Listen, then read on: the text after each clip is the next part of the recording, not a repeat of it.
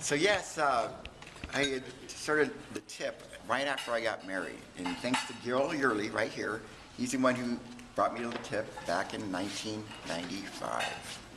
So thank you, Gil, because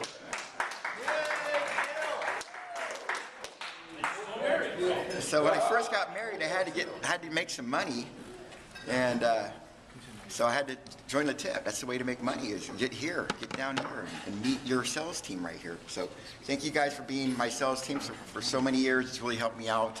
I don't have to advertise in the penny saver, $6.95 a room, and come out and say, oh wait, $6.95 a room plus preconditioning, 30 cents a square foot. Oh, this room's $100 now.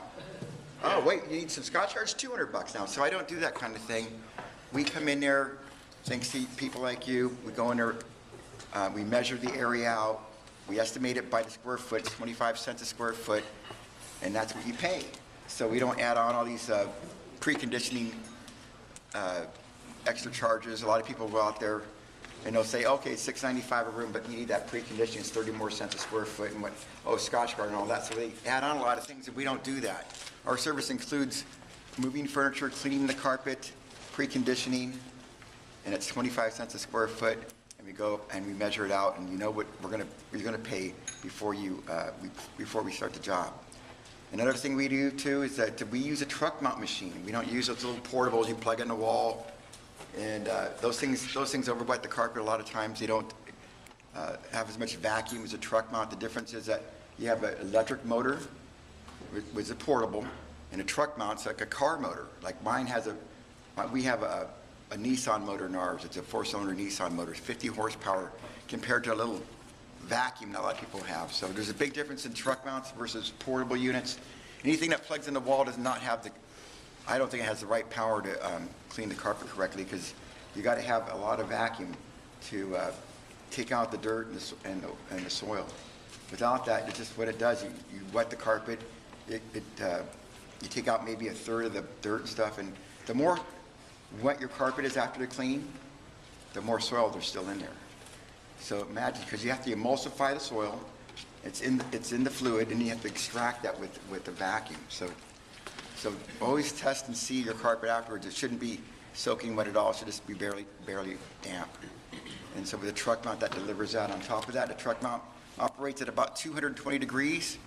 So as it's cleaning, it's also sanitizing. You don't have to use a lot of sanitizers because of the heat. So the heat, what it does, it expands. You have fibers, and what it does, each fiber has a dye site in there. And so what it does, it expands the fiber, extends it so that the dirt could be lifted out. So with the heat, it expands the fiber, and that allows you to use less chemical. So less chemical, less residue. Now with portable units, they only run at about 100 degrees, and what happens, anything that's in that tank that they're using, it's cooling down. It's not heated up all the time. It's cooling down, because what they do is take hot water out of your bathtub, they pour it in the machine, it's sitting in this tank, and it's not being heated.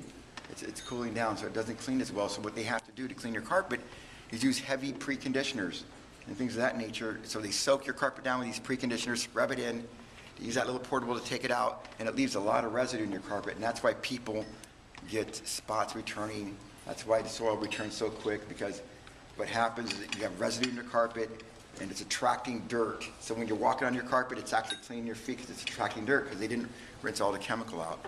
So that's the difference too between a truck mount and a portable unit. So and we use a high-powered truck mount. A lot of people use smaller units, kind of like Terry might use the best equipment. So do I. I use a truck mount that has a 4-cylinder Nissan motor in it. It's got a big blower in it, which means more vacuum. Our blower is like a 5.4, and compared to most blowers are like 3. So it's like twice the vacuum as most truck mounts. So there's a big difference between what we do and what other people do, kind of like termite Terry. We also do hardwood floors. We do tile. We do stone. We do countertops. We also do ozoning. If you have a pet urine problem or an odor problem in your home, fire or whatever, smoke just from smoking, we can ozone your home, take care of that problem. We do cars. We do cars like specialty stuff, like I do a lot of work for Test and Lexus. specialized stuff, or most of that's odor removal from people smoking in their car. Or one time we had a person spill some diesel fuel in the back of their seat. We had to take that out. So we do things that, I don't really clean upholstery in cars too much. I can do it, but mostly I take odors out of cars and things of that nature. So pretty much that's what I do. If you guys want to know more, look at my website that Sean built for us. It's a great website. Really love that. I wanted to bring some pictures today, but I just didn't get it done in time. So next time, hopefully, I'll have some pictures and show you the difference. We do a great job. We guarantee our work like termite Terry. We guarantee it for 30 days. If anything comes back, we'll come back and do it again, unless it's a damaged carpet or something like that. Usually pet urine, you can't guarantee that. Because pet urine, what happens, when it gets in your carpet, it turns into a salt. It crystallizes and stuff. So in order to get that out, you have to use an enzyme to get that out. And sometimes what happens, it gets into the back of the carpet, into the pad, and it's very difficult to get out. We have ways to treat that, but you can never guarantee that. It's considered damaged, anything that has pet urine or things of that nature. But we do have ways to correct it about 80 to 95%. We cannot guarantee that 100%. Nobody can do that. You have to get new carpet. So anyways, that's what I do. Are there any questions?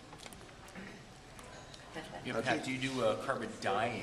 Oh yes, we do. Thank you. We also do carpet dyeing. See, a lot of times I get called from people spilling bleach, or their house cleaner walks around the house with the rag hanging out of her bucket, little rag. It has bleach on it, right? And it drips, and you don't see it for 2 to 3 days. It takes that long for it to bleach out. So what we do is we go back and spot dye that. We have to neutralize the bleach first with a neutralizer. Then what I do is dye it back. A lot of times people use me for their homes, or right before they're selling their home. A lot of times realtors call me up and say, hey, what can you do with this carpet? I'll go out and inspect the carpet and see what it needs to restore the carpet. So we do restoration cleaning with the truck mount. We have a machine, it's called a rotovac. What that does, I showed that to you guys earlier, it spins and sucks and steams all at the same time. It rotates instead of a wand. It's rotating like this, and that costs a little bit more for that. It's called the restoration cleaning. It's one of the better cleans you can get. There's almost no other better clean than that. So yes, we do SWAT dyeing. Okay, thank you very much.